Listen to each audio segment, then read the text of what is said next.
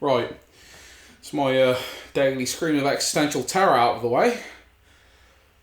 What time it is? June. What have I been doing for the past 6 months? Oh. Yeah, that makes sense.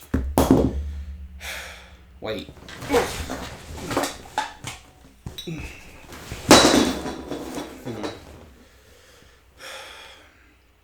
Wait. June 2021. What does that date seem like it's supposed to be important? That's it! It's Sonic's 30th birthday! That's right, Sonic the Hedgehog is 30 years old this June.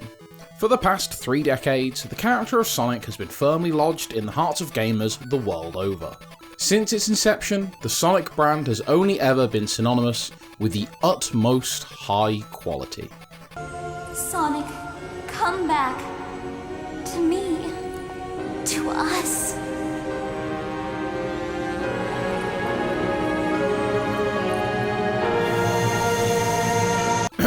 Yes, well, Sonic may not have had the best of luck when it comes to certain games, but to this day the character is still as endearing as he ever was to those who love him. And there are many the world over who consider him a gaming icon, and for good reason. You know, with that kind of legacy, I'm going to need to do something big. I mean, it's not every day that your favourite video game character turns 30. I know. I do have this copy of Sonic Extreme, unreleased but completely finished, that I stole from Yuji Naka's apartment. Nah, that's a 60th anniversary thing, if anything. Even better, how about this thing that no one's ever heard of, and that tries to recreate the feeling of a supersonic speedy foot race in a board game? Yes,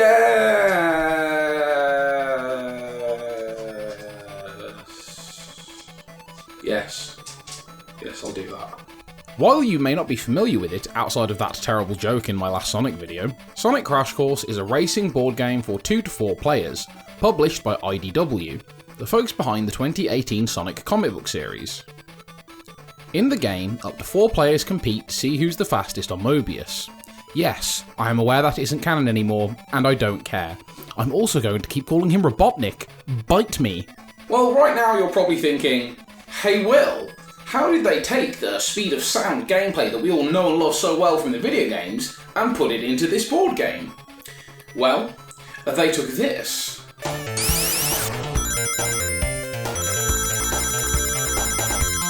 And turned it into this.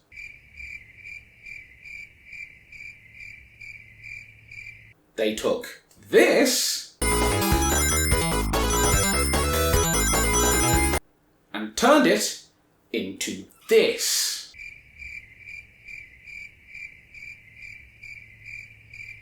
One more time. This into this.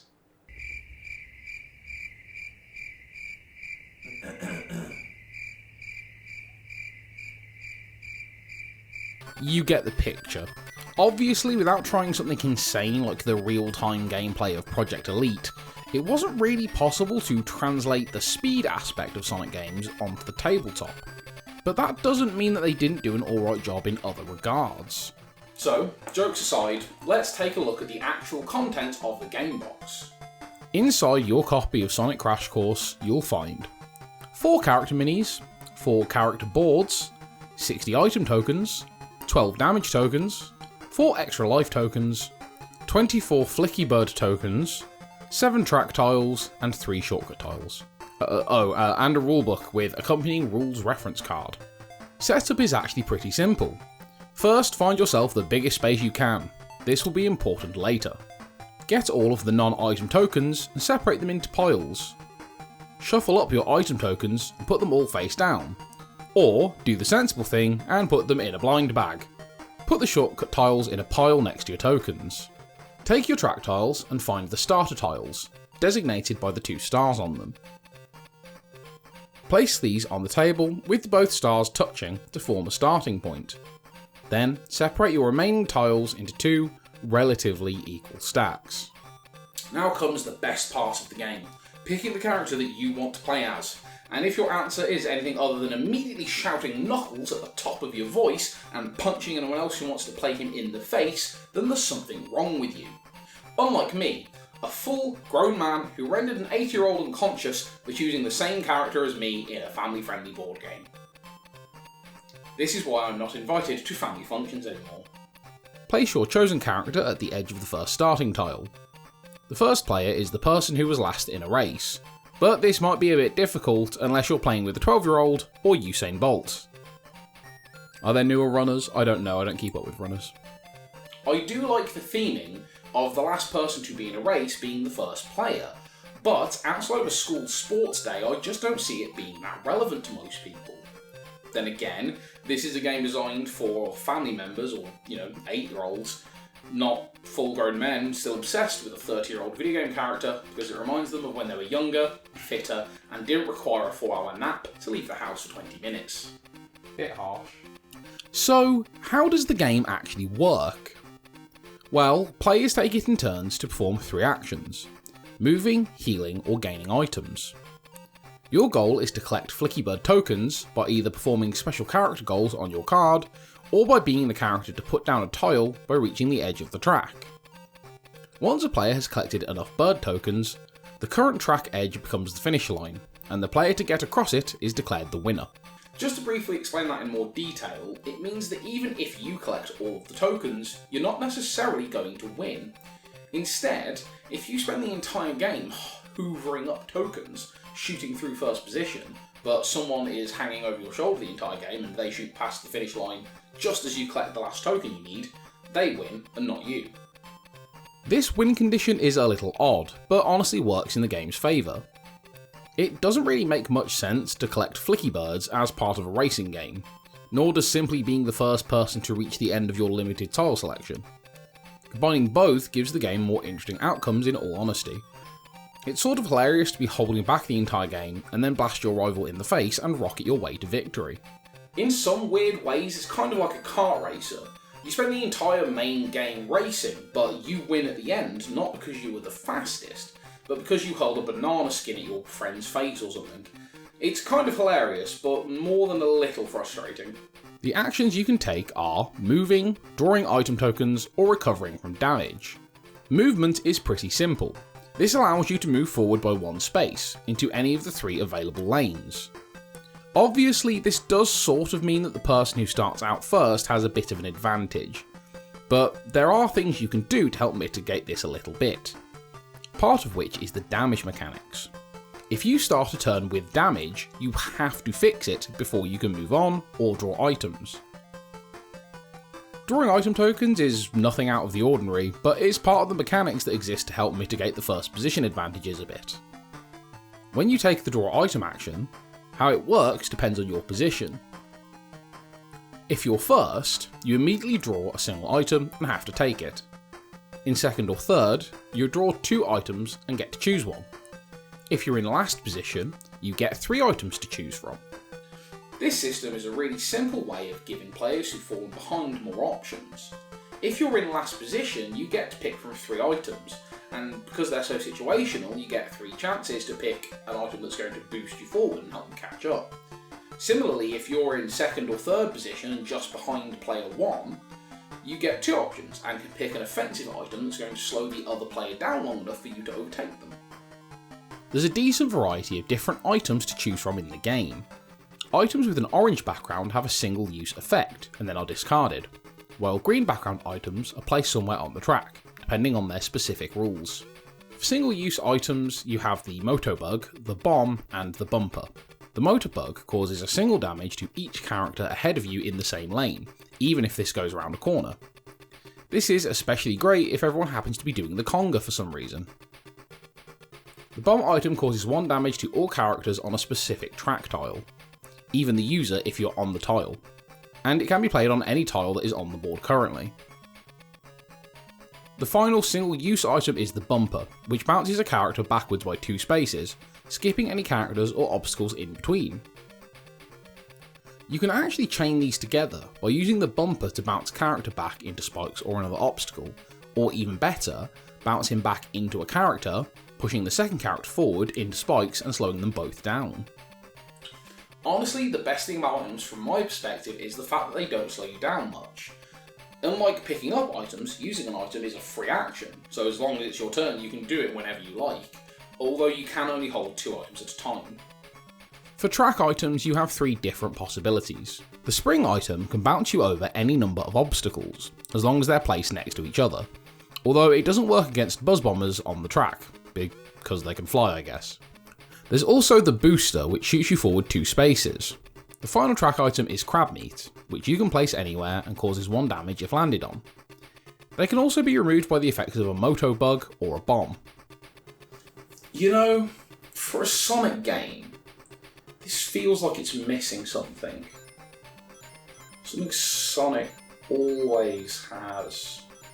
What is it? I know! Chili dogs! If you were wondering about ring collecting and extra lives, they do both feature in the game. You can collect rings when you're picking up items, and if you draw a ring, you get to keep it, and continue to take an item as well. Once you have 4 rings, you can trade them in for a life token, which you can use to prevent a single point of damage from an opponent. Overall, it's a pretty solid interpretation of the Sonic mechanics, and it's useful in some strange ways. Personally, I found that while you have a life token, players are much less likely to be aggressive towards you, because it feels like a waste of their item to use it on someone who has a life token. It's also useful because you can basically just tank a buzz bomber or spike if you think it'll give you an advantage. Another way of getting an advantage is to use shortcuts and loops, but to explain how those work, we first need to talk about how laying track tiles works. As we already mentioned, you put down new tiles on the track by reaching the end of the current track. And you also get a flicky bird when you do this, but with such a pitiful number of track tiles, you can be sure you're going to run out quite quickly.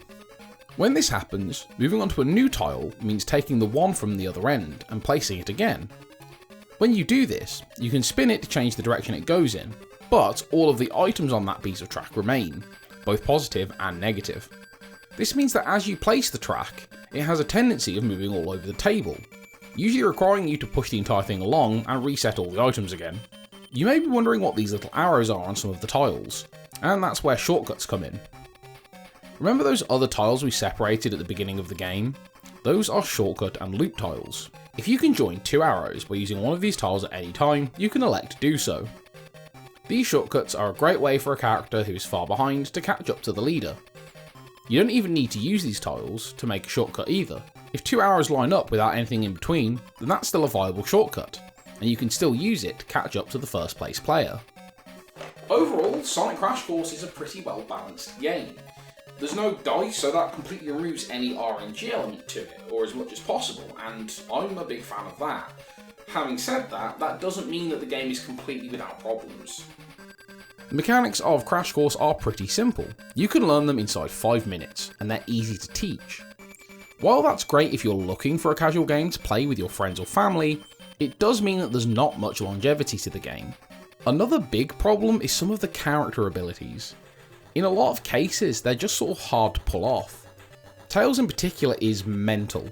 Most of the time you're not going to find 3 obstacles one after the other, and even if you do, one of them is going to be a buzz bomber that you can't hop over. Sonic has a similar problem, although chaining 2 boost items together isn't anywhere near as difficult. Robotnik's ability is fine, relying on you playing aggressively, which fits the character. Of course, Knuckles has the best ability. Surprising no one! He just has to use a shortcut and he gets birds for it, gaining even more if he places the shortcut tiles himself. Another element I'm just not that big a fan of is the use of Flickies. I mean, how often have Flickies been that big of a fixture in the series? Flickies Island? Most of the time they're just part of the woodland critter collective that Sonic can go have to rescue. It might have been better if various animals from the old Sonic games could have been used instead. It would have matched the rest of the visual design a lot more. On the plus side, the visual design of the game is one of its strongest points. Everything feels like it's aimed more at classic Sonic than modern Sonic, and that's good if, like me, you're tragically blinded by your own nostalgia. The characters on the box and in the art all seem like they're basically the same as their design in the 16-bit Sonic games, and the inclusion of crab meats, motor bugs and buzz bombers just adds to this feeling. There's also this checkered design all over the tiles and box, which immediately makes me think of classic Sonic games. Another big advantage on the visual design front is these figurines you get. Honestly, I'd put these on a figurine shelf, they look great. Even if my Knuckle figurine did break when a friend of mine basically looked at it funny. The only annoying thing visually is that the manual can't go in the box on top of the box without covering up the figurines, making this window thing completely pointless. Petty niggles aside, Sonic Crash Course does exactly what it sets out to do. It's a fun, silly Sonic game that you can play with fans of the franchise whether they're young or old. It does give you enough laughs to make playing the game occasionally worth it. Just don't expect to be rushing home to play it more like you would with something like Gloomhaven or Stuffed Fables. And that's why our final score for this game is an arbitrary scoring system out of 10. Now, if you'll excuse me, I'm going back into my shame cocoon in hopes that I will emerge next month as a beautiful post-lockdown butterfly. Goodbye. And they cancel it again. Yay. Hey, thank you for sticking around to the end of my almost late Sonic anniversary video. Sorry if it was a bit rough. It's been a hell of a 6 months. If you haven't already, you should check out the Sonic Toast's latest absolute masterpiece of a video, which contains literally every Sonic character. There are very, very many of them, you may be surprised. I helped him with some research on the British characters, so, you know, go check that out. Please subscribe if you enjoyed what I did. I'm planning to do more, believe it or not. I'm going to go now, because I have a shame cocoon with my name on it, so, yeah.